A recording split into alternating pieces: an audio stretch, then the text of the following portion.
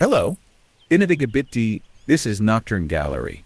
You can learn something new about art in this video, or if you just want to enjoy the paintings and music, switch the audio track to Esperanto. There you'll hear only the music and see the artworks. Relax and enjoy art your way. Welcome to the Nocturne Gallery. Today we're stepping into 18th century Edo, that's modern day Tokyo of course, and into the world of Kitagawa Utamaro. He's often called, well, maybe the greatest painter of feminine beauty in classical Japanese printmaking. Absolutely. Utamaro lived, roughly 1753 to 1806. And he didn't just paint pretty pictures, he fundamentally changed how beauty was depicted.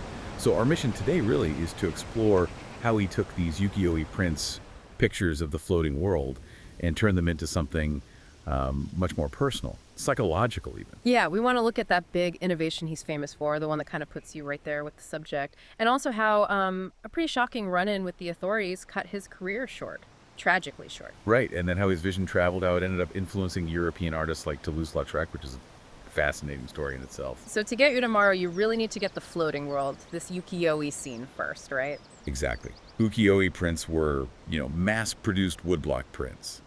Affordable art for the people. They showed the fashionable, temporary side of life, kabuki actors, famous views, and maybe most famously, beautiful women. And Utamaro grew up right in the middle of this. He came to Edo as a kid, trained with Toriyama Seikien, who apparently treated him like a son, so he got a good, solid grounding in the techniques. He did. But, talent isn't always enough, especially in a place like Edo, which was buzzing with artists. Yeah. The real breakthrough, the thing that changed everything for him, came in the 1780s. Ah, the publisher. Right. Sataya Jizaburo. That's the one. Sataya was more than just a publisher. He was like an art director, an entrepreneur. He saw something special in Utamaro's work, particularly how he captured women's emotions. And he really backed them. Oh, completely. He invested. Pushed for better paper, more colors, more complex designs than were maybe typical. It meant Utamaro's prints stood out. Their names, Utamaro and Sataya, became, basically linked. It made Utamaro the artist of that time, the Kansei era. And his main focus became Bijin-ga pictures of beautiful women.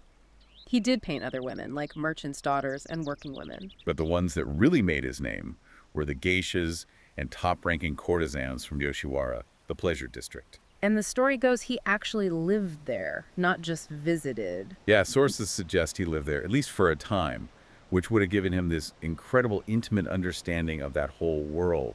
The hierarchy, the fashions, the sort of fragile beauty of it all.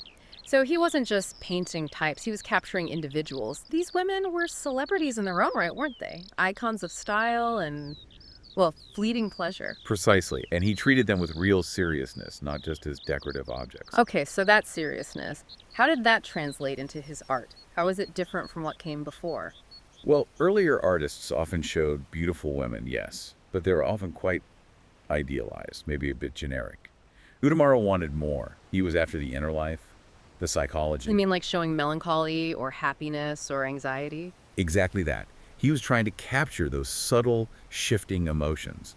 It feels like he was the first ukiyo-e artist to really make that the central point. Right. Each print becomes a kind of emotional portrait. So how did he do it, technically? Because the older prints usually showed the whole figure, the setting. Right, the whole scene. Utamaro did something radical. He introduced hupiyu. Kubi, large heads. Large heads, yeah. Basically, bust portraits. Think of it like the invention of the close-up in film. He cut out the background, the full kimono, everything else, and just zoomed right in on the face and shoulders. Which forces you to look at the expression, right? The tilt of the head, the details in the hair. Exactly. It creates this incredible intimacy. You're right there with the subject. He essentially invented the portrait genre within ukiyo-e. Can you give an example? Sure. Think about his series, Poems on Love. There's one called Sorrowful Love. It's not just a woman looking sad, it's specific.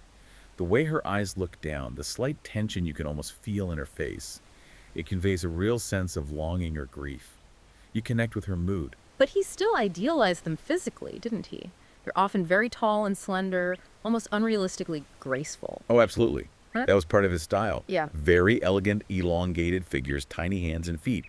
It wasn't realism in that sense. It was more about capturing a kind of refined, abstract beauty. And compositionally, you said he cut out the background. Often, yes. Or he'd make it completely neutral, just a flat color, maybe with a texture. Yeah. Just removes all distractions. Your focus is entirely on the woman and her expression, her inner state. You mentioned the technical quality earlier, pushed by the publisher.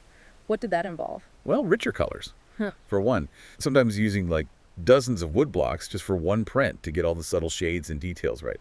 Very complex printing. Wow. And then there was the mica. Around 1793, in his big, famous series of beauties, he started using mica grounds. Mica, like the mineral. Exactly. Yeah. Powdered mica dusted onto the background while the ink was wet. Okay, why? What did that do? It gave the background this amazing, shimmering, silvery, almost iridescent quality. It looked incredibly luxurious. And because mica was expensive and tricky to apply, it instantly signaled that these were top-tier premium prints. Pure visual luxury, fitting for the high-status women he was often depicting. So while he's known for these portraits, he did other things too. Oh, yeah, he was versatile. He did some beautiful nature books, for instance. His book of insects from 1788 is stunningly detailed, shows the same meticulous skill, just on a different subject. Okay, so Utamaro's at the top of his game. Famous, successful, but working under a pretty strict government, right? That can't say reforms. Yes, the authorities were always watching. They clamped down frequently on anything they saw as extravagant, immoral, or disrespectful to the ruling class. And that tension, well, it eventually caught up with Utamaro. In 1804, the arrest. Yes. Suddenly, dramatically, his career just imploded. He was arrested, tried, and sentenced to 50 days in handcuffs, which sounds maybe not that long, but for an artist of his standing, it was brutal. What was the actual crime? Political censorship, essentially. He'd made some prints showing the wife and concubines of Toyotomi Hideyoshi. Who was a historical figure, right? A major shogun from centuries before. Exactly. And there was a ban on depicting historical rulers and their families, especially in popular art like prints. The authorities saw it as undermining the dignity of the shogunate. Even though Hideyoshi was long dead, it was seen as an insult to power. 50 days. That must have been devastating. It seems it was. It was public humiliation. Reports say it broke him, physically and mentally. He got sick, never really bounced back, and died just a couple of years later in October 1806. Such a waste. It's just awful to think about. Do we see any hint of this in his later work? It's hard to say for sure, but some people look at his later pieces, like a painted scroll called By the Akutagawa River.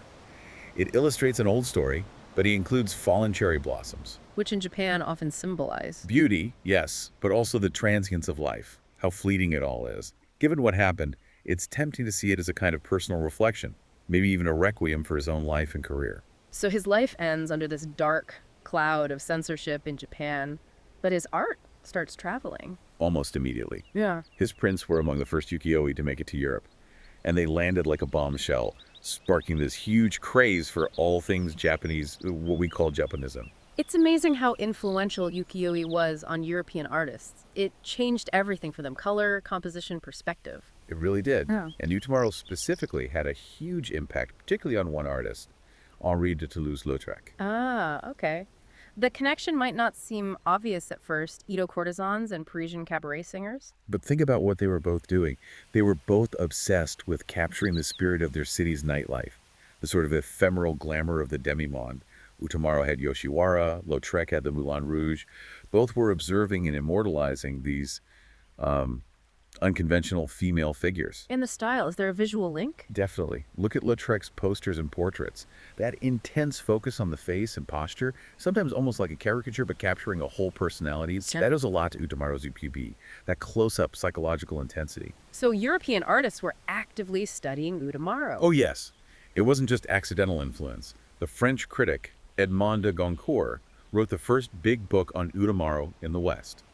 That meant artists like Lautrec could really understand his techniques and consciously adapt them.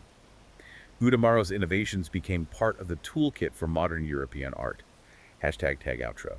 So when we look back at Utamaro, he takes these pictures of the floating world, these ukiyo-e, and makes them permanent by filling them with psychology. He basically creates the portrait genre in Japanese printmaking, bringing us incredibly close to his subjects. Until his run-in with political power tragically cut it all short. Yeah. And there's a real irony there, isn't there? He built this incredible lasting legacy, celebrating the beauty of figures who were themselves transient, the courtesan, the city women, the very people the government often tried to control or suppress. Exactly. But his downfall came when he briefly depicted figures of official historical power, the shogun's family. Which leaves you wondering, doesn't it? The government in 18th century Edo tried hard to dictate whose image mattered, who should be remembered. So maybe something for you to think about. Which image of that era truly endured? The official decree trying to control history, or the timeless gaze of one of Utamaro's women, captured forever in a print? Thank you for watching the video till the end. I'd really appreciate it if you could like and subscribe. It's crucial for the channel's growth. Your support and attention help keep the project going. See you in the next video.